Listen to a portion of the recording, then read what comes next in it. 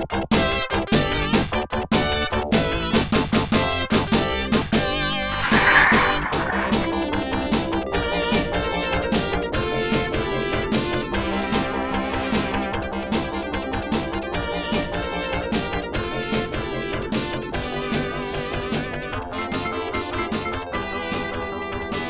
in this video, again, this is going to be a little bit of review.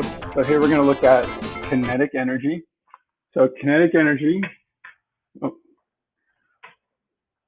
right? So kinetic energy is the amount of energy of a moving object, right? That's your very basic middle school definition of it.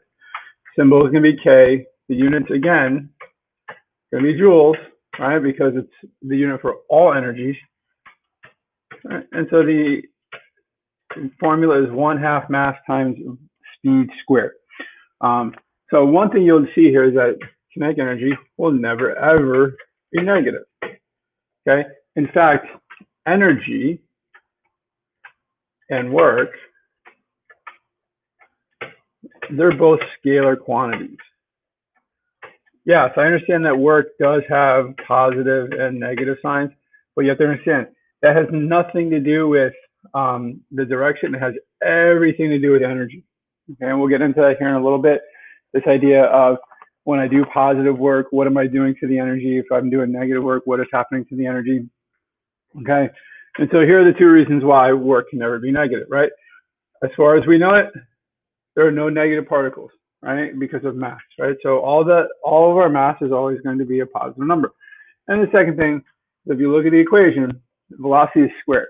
So no matter what, even if you were going in the negative direction, you're still going to square a negative, which returns a positive answer in the end.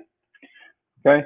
So here's a question that says 1,000 kilogram car has a speed of 20 meters per second. A 2,000 kilogram truck has a speed of 10 meters per second. Which has more kinetic energy? The car, the truck, or they're the same?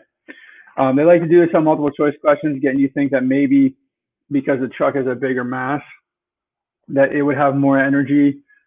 So when you have to do these type of questions, do the calculation, right? So here's the kinetic energy of the car, 1/2 mv squared. So 1/2 times 1,000 times 20 squared, which is going to give you 2 times 10 to the 5th joules of energy. Now we do it for the truck. So 1/2 mass times speed squared.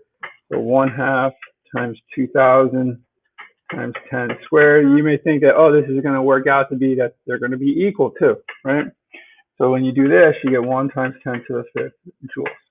So even though the car is smaller, it is moving faster. And then you can see that the car has more energy, right? So the car has more kinetic energy. Again, this would be a classic trap multiple choice question in the fact that they want you to think that one of two things, because of the bigger mass, that the truck would be moving faster or have more energy, and that or that because they're just flip-flopping the 1 and the 2, right? So 1,020, 2010, they may want you to think that, oh, they're just going to be the same. But remember, the key factors, and one of the key factors here is the fact that the speed is squared. Here we're only squaring 100. Here we're squaring 200. Okay. So in the next video, we're going to look at the relationship between kinetic energy and the amount of work done.